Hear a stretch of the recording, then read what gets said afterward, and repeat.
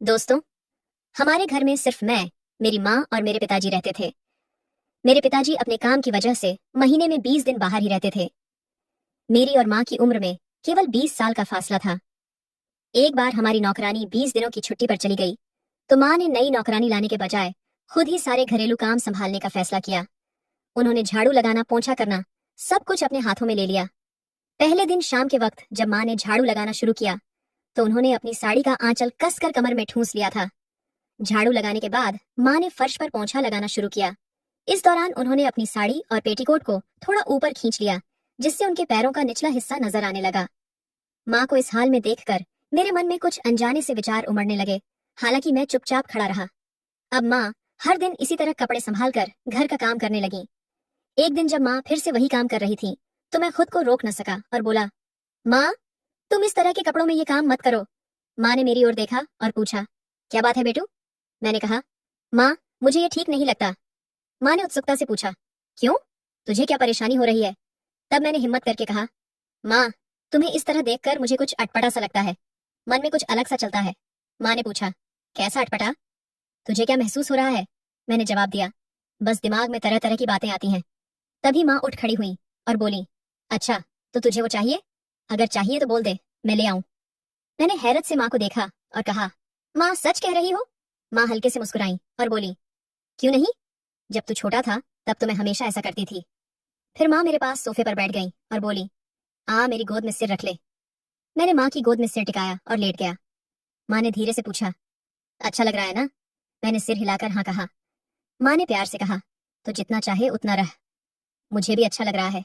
कितने दिनों बाद कोई मेरे इतने करीब आया है। फिर माँ ने पीठ सोफे से टिकाई और आंखें मूंद ली। थोड़ी देर बाद मैंने पूछा, माँ, तुम्हें अच्छा लग रहा है ना? माँ ने मेरे बाल सहलाते हुए कहा, अरे कितना अच्छा लग रहा है, बता नहीं सकती। फिर माँ उठी, मेरा हाथ थामा और बोली, चल अपने कमरे में चलते हैं। हम कमरे में पहुंचे। माँ बिस्तर पर लेट गई और बोली, आ मेरे पास आ जा। मैं माँ के पास गया और बोला, मतलब हम पहले कब ऐसे बात करते थे? मैंने मना नहीं किया, पर ऐसा कुछ मैंने सिर्फ फिल्मों में देखा था। तभी माँ ने मुझे अपने पास लेटने का इशारा किया। मैं माँ के बगल में लेट गया। वो मेरी ओर पलटी और मुझे पास खींच कर बोली, बेटू, अब अच्छा लग रहा है ना? मैंने माँ की ओर देखते हुए कहा, ये सवाल क्यों माँ? ये मेरे जीवन का पहला ऐसा पल है। मुझे तो विश्वास ही नहीं हो रहा कि ये इतना सुकून देगा। और तुम्हें? माँ ने मेरे माथे पर हाथ फेरते हुए कहा, कई सालों बाद आज दिल को राहत मिली है। तूने बहुत प्यारी बात कही, मुझे खुशी दी, जैसे किसी ने मुझे झरने में नहला दिया हो। क्या तू हमेशा मेरे साथ ऐसा ही रहेगा? मैंने कहा, तुम्हारे सुख के लिए मैं कुछ भी करूंगा। माँ ने मुझे बार बार गले लगाया और बोली, मेरा बेटू कितना अच्छा है, अब हम हमेशा ऐसे ही रहेंगे। फिर मैंने पूछा, माँ, अगर तुम बुरा ना मानो तो एक सवाल पूछूं? माँ बोली, बुरा क्यों मानूंगी? पूछ मेरे लाल। मैंने कहा, माँ, क्या पिताजी तुम्हारे साथ नहीं रहते? तुम दोनों में बात नहीं होती? माँ ने गहरी सांस ली और बोली, पिछले कुछ सालों से हमारी बातचीत बहुत कम हो गई है। 4-5 महीने में कभी मिलते हैं, और मिलते हैं तो वो जल्दी सो जाते हैं। मैं माँ की गोद में चेहरा छिपाकर खामोश हो गया। माँ ने पूछा, क्या तू यूं ही कह रहा है? मैंने कहा, नहीं, मैं सचमुच जानना चाहता था कि उन्हें अच्छा लगता है या नहीं। माँ मेरे सामने आई और मेरे गाल पर हल्के से थपकी देकर बोली, हाँ, किसे अच्छा नहीं लगेगा? तूने तो अभी अनुभव किया ना। फिर माँ बोली, चल फिर कभी करेंगे, अभी बहुत काम पड़ा है, मुझे उठना होगा, रात का खाना भी तैयार करना है। इतना कहकर माँ चली गई। मैंने पूछा, माँ, क्या आज फिर आओगी? माँ बोली, हाँ मेरे बच्चे, आज ही और पूरे मन से। फिर माँ हॉल में गई, कपड़े बदले और खाना बनाने लगी। मैं भी पीछे पीछे गया और कुर्ता पहन लिया। जब माँ ने खाना बना लिया तो हमने साथ बैठकर खाया।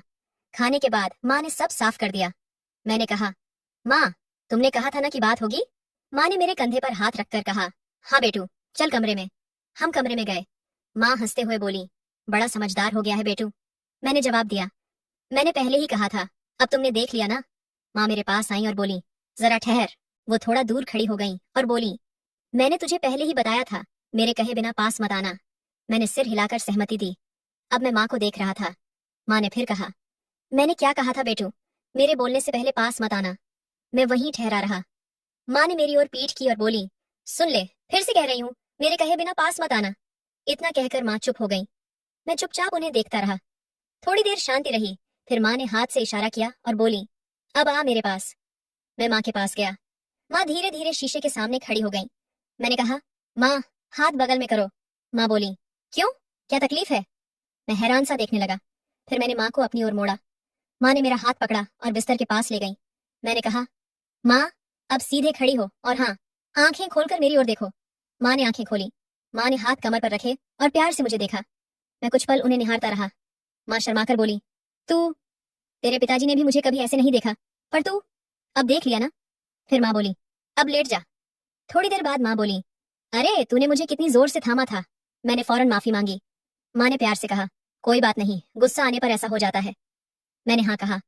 माँ बोली, अब मैं थक गई हूँ, मुझे सोने दे। मैंने पूछा, माँ क्या आज मैं तुम्हारे पास सो सकता हूँ? पिताजी आ गए तो फिर मौका नहीं मिलेगा। माँ हंसकर बोली, अरे इसमें पूछने की क्या बात, यहीं सो जा, मुझे भी अच्छा लगेगा। और जब पिताजी आए तो चाहे तो बहाना बनाकर दूसरी जगह चले जाएंगे, मैं सब देख लूंगी। मैंने फिर पूछा, तो मैं ऐसे ही सो जाऊं? माँ मुस्कुराई और बोली, तू तो बड़ा शैतान है, मेरी गोद में सो, नींद अच्छी आएगी। मैंने फिर पूछा, सच में? माँ ने मुझे पास खींचकर कहा, हाँ, कभी कभी तेरे पिताजी भी ऐसा चाहते हैं तो उन्हें भी यही कहती हूँ। फिर माँ मुझे प्यार से सहलाने लगी। थोड़ी देर में मुझे नींद आ गई। कुछ समय बाद आंख खुली तो घड़ी देखी, 2 घंटे बीत चुके थे। मैंने माँ को देखा, वो जाग रही थी और मुझे प्यार से निहार रही थी। माँ ने पूछा, नींद हो गई? मैंने कहा, नहीं, पर तुम अब तक जाग रही हो। माँ ने मेरे गाल पर हाथ फेरते हुए कहा, मुझे नींद नहीं आई, बस तुझे देखती रही। माँ बोली, चल फिर से थपकी देकर सुला दूं। मैंने हंसकर कहा, अच्छा यहाँ देखो। माँ मेरे पास बैठकर मुस्कुराई और बोली, अब खुश है? मैंने माँ की गोद में सिर रखकर कहा, खुश हूं इतना कि बता नहीं सकता। माँ ने मेरे बालों में उंगलियां फेरते हुए कहा, आज मुझे भी बहुत खुशी मिली। मैंने पूछा, पर तुम पिताजी से नाराज तो नहीं हो ना? माँ ने प्यार से कहा, कभी कभी ऐसा हो जाता है। मैंने तुरंत कहा, पर यह जल्दी ठीक हो जाएगा, चलो अब। माँ मजाक में नाराज होकर बोली, अरे तुझे हमेशा इतनी जल्दी क्यों रहती है? मैंने जिद की, नहीं कल नहीं, आज ही बस 15 मिनट और रुके, ठीक है? माँ ने जवाब नहीं दिया। उन्होंने धीरे से मेरा सिर गोद से हटाया और मेरे पास लेटकर आंखें बंद कर ली। 15 मिनट बाद मैंने माँ को हिलाया और कहा, माँ, 15 मिनट हो गए। माँ ने मुझे नमस्ते किया और बोली, चल, जैसा तू चाहता था वैसा हुआ, पर तू जिद्दी हो गया है और अब तुझे इसकी लत भी लग गई है। माँ बोली, मैं यूं ही लेटी रहूंगी, तू जा सकता है। फिर उन्होंने लाइट बंद की और आंखें मूंद ली। मैंने पूछा, माँ, तुम्हें पिताजी के साथ छल करने जैसा नहीं लगता? माँ बोली, बेटू, जो हो गया सो हो गया, अब उसका सोचकर क्या फायदा। हाँ, मुझे पिताजी के साथ छल जैसा लगता है, पर मैंने किसी और के साथ कुछ नहीं किया, बस अपने प्यारे बेटे के साथ हूँ। अब मुझे कुछ गलत नहीं लगता। सो जा, मैं भी सोती हूँ। मैंने कहा, माँ मेरी एक और ख्वाहिश है, पर समझ नहीं आ रहा इसे कैसे पूरा करूं, बता दूं? माँ बोली, हाँ बता। मैंने कहा, मुझे सचमुच का अनुभव लेकर एक बार असली माँ को देखना है। माँ बोली, ये मुश्किल है, पर असंभव नहीं। जब पिताजी आएंगे तो मौका बना लेंगे। वैसे भी उन्हें शराब पसंद है, मैं उन्हें थोड़ा ज्यादा पिला दूंगी। फिर जब हम बात करेंगे तू देख लेना, उन्हें कुछ पता नहीं चलेगा। रोशनी हल्की रखेंगे ताकि तुझे साफ दिखे। मैंने कहा, क्या शानदार तरीका सोचा है। माँ बोली, पर जब पिताजी से बात होगी तो तू मना तो नहीं करेगा ना? मैंने कहा, अरे जब वो होंगे तो मेरा काम जल्दी कैसे होगा। माँ बोली, फिक्र मत कर, जैसे ही बात खत्म होगी मैं तेरे पास आ जाऊंगी, मैं सब संभाल लूंगी। फिर हम सो गए।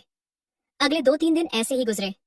पिताजी के आने तक मैं और माँ दिन में 3 बार बाहर टहलने जाते रहे। 7 दिन बाद पिताजी लौटे, पर 3 दिन बाद फिर चले गए। उसी दिन माँ की दोस्त शालिनी हमारे घर आई।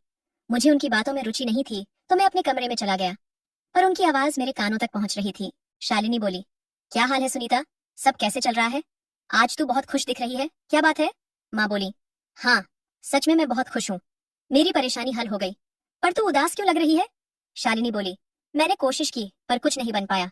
ये सुनकर मैं उनकी बातें गौर से सुनने लगा। माँ बोली, शालिनी, मुझे अभी वो सम्मान नहीं मिलता। शालिनी ने पूछा, सच में? माँ बोली, हाँ, वो 1-2 बार बात करते हैं, पर 2-3 मिनट में काम पर निकल जाते हैं। मुझे बहुत गुस्सा आता है, मन जलता है, चिढ़ होती है। मैं बार बार प्यार से समझाती हूँ, सोचती हूँ कि अगली बार शायद रुके, मेरा मन ठंडा हो, पर कुछ नहीं होता। शालिनी ने पूछा, पर सुनीता तुझे कोई रास्ता तो मिला होगा, किसी दोस्त से बात की? माँ बोली, देख शालिनी, फोन तो तेरे घर में ही है, तू अपने रोहन को क्यों नहीं बुलाती? अच्छा नौजवान है, तेरी मदद करेगा। शालिनी चौंकी और बोली, अरे ये क्या कह रही है, लगता है तुझे कोई अनुभव है। माँ बोली, हाँ यार, अपने तजुर्बे से कह रही हूँ। 6-7 दिन पहले मैंने बेटू को कुछ सिखाया था। पहले वो हिचक रहा था, फिर मान गया। मुझे भी थोड़ा बुरा लगा, पर सोचा अपनी राह खुद बनानी है, फिर उससे काम करवाया। वो बहुत अच्छे से बोलता है, मेरा पूरा ख्याल रखता है। अब तो 7 दिन से हम दिन में 4 बार मिलते हैं। माँ बोली, शालिनी तू रोहन से बात कर। अगले 5-10 मिनट तक माँ ने रोचक बातें की। मैं कमरे से झांकने लगा। माँ बोल रही थी पर शालिनी असहज लग रही थी। शालिनी बोली, तू क्या कह रही है सुनीता? मुझसे ये नहीं होगा। रोहन बहुत भोला है। फिर धीरे से बोली, पर सुनीता अगर मैं कुछ मांगूं तो मानेगी? माँ बोली, हाँ बता क्या चाहिए? शालिनी हिचकते हुए बोली, कैसे कहूँ? क्या तू अपना बेटू मुझे दे सकती है? वो मेरा बेटा तो नहीं है। मुझे अपनी झिझक तोड़नी है। माँ सोच में पड़ गई और बोली, रोहन की चिंता मत कर, पहले बेटू से पूछती हूँ। वो मना नहीं करेगा, उसे आदत हो गई है। शालिनी बोली, सोचकर ही दिल धड़क रहा है। अभी पूछूं? माँ बोली, वो घर में ही है? शालिनी चौंकी, सच में? अभी? माँ ने मुझे पुकारा, बेटू मेरे लिए एक काम करेगा? मैं बाहर आया, हंसी छूट गई और बोला, क्या है माँ? माँ ने परिचय कराया, बेटू ये मेरी दोस्त शालिनी है, ये तेरी मौसी लगती है। इसका एक काम था, मेरे लिए करेगा? मुझे हंसी आई और मैंने कहा, माँ आपका काम हो गया समझो, मैं तैयार हूँ। मैंने सब बातें सुन ली। शालिनी मौसी शर्मा गई। माँ ने पूछा, बता कब और कहाँ? शालिनी धीरे से बोली, आज भी हो सकता है। माँ बोली, अभी नहीं, बातों से ही नींद आ रही है, शाम को भेज दूंगी। शालिनी ने कहा, आज घर में सब होंगे, कल दोपहर भेजो, तब सब ऑफिस में होंगे और रोहन 5 दिन के लिए जा रहा है। माँ ने हाँ कर दी, पर शालिनी जाने को तैयार नहीं थी। आखिर में माँ बोली, शालिनी अब जा, कल बेटू आएगा। शालिनी चली गई। माँ ने मुझे छेड़ा, बेटू मौसी से मिलकर मुझे तो नहीं भूलेगा? मैं माँ के पास गया और बोला, तुम्हें भूलना कैसे मुमकिन है? तुम मेरी पहली पसंद हो। माँ ने पूछा, चाय पिएगा? मैंने हाँ कहा तो माँ चाय बनाने गई और लाई। चाय पीते हुए मैंने पूछा, माँ शालिनी, मौसी आपसे बड़ी है ना? उनके बाल सफेद हैं। माँ बोली, ज्यादा नहीं, 1.5 साल बड़ी होंगी। मैंने कहा, कल मिलूंगा तो वो उम्र दराज लगेंगी।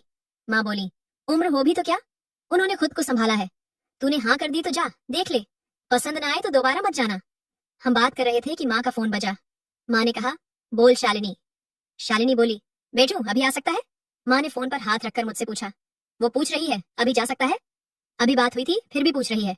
मैंने हंसकर कहा, मुझे कोई दिक्कत नहीं, पर अंकल और रोहन? शालिनी बोली, अंकल अचानक चले गए और रोहन दोस्त के घर रुकेगा, आज कोई नहीं आएगा। मैंने कहा, ठीक है। माँ बोल दो, 20 मिनट में पहुंच जाऊंगा। माँ ने कहा, उसे कोई परेशानी नहीं, 20 मिनट में पहुंच जाएगा, तैयार रहना और शुभकामनाएं। मैंने चाय खत्म की, फ्रेश हुआ, कपड़े बदले और निकल गया। 15 मिनट में मौसी के घर पहुंचा। बाइक पार्क करते वक्त देखा वो बालकनी में खड़ी थी। लिफ्ट से ऊपर गया। मौसी ने दरवाजा खुला रखा था और सोफे पर बैठी थी। उन्होंने डीली कॉटन शर्ट और पायजामा पहना था। वो कुछ ठीक नहीं लग रही थी। मैं उनके पास गया। मौसी बोली, अरे दरवाजा बंद कर दे। मैंने दरवाजा बंद किया और कहा, बोलो तैयार हो ना? मौसी शर्माकर बोली, इसीलिए बुलाया है। उन्होंने मेरा हाथ पकड़ा और पास खींच लिया। नजरें चुराते हुए बोली, तो तू और सुनीता सच में? मैं हंसते हुए बोला, आपको बताते वक्त माँ को जरूरत लगी इसलिए मुझे बुलाया और आपके जाते ही फिर बुला लिया। मौसी बोली, तो अब हम? मैंने कहा, मैंने सारी बातें सुनी थी, चलो देर मत करो, मुझे लौटना भी है। 30 मिनट बाद शालिनी मौसी बोली, आज का बहुत शुक्रिया बेटू, फिर आएगा ना? नहीं आया तो मैं आ जाऊंगी। मैंने कहा, मौसी मुझे चलना होगा, माँ इंतजार कर रही होगी। मौसी मुस्कुराई और बोली, ठीक है पर कल जरूर आना, वरना याद आएगी। मैं तैयार होकर घर निकला। माँ ने दरवाजा खोला और पूछा, बेटू क्या हुआ, उसका काम हो गया? मैंने हंसकर कहा, हाँ माँ। माँ ने आंखें बड़ी कर कहा, ये क्या अजीब बातें कर रहा है? मैं हंसा और बोला, मौसी ने सिखाया, मुझे तो अच्छा लगा। माँ बोली, शाबाश, पर एक बात सुन ले, मेरी माननी पड़ेगी। तो दोस्तों, ये थी हमारी आज की छोटी कहानी। आपको कैसी लगी कमेंट में बताएं। पसंद आई तो लाइक करें और दोस्तों से शेयर करें। ऐसी रोचक कहानियों के लिए हमारे चैनल को सब्सक्राइब करें और बेल आइकन दबाएं ताकि कोई कहानी छूटे ना। धन्यवाद।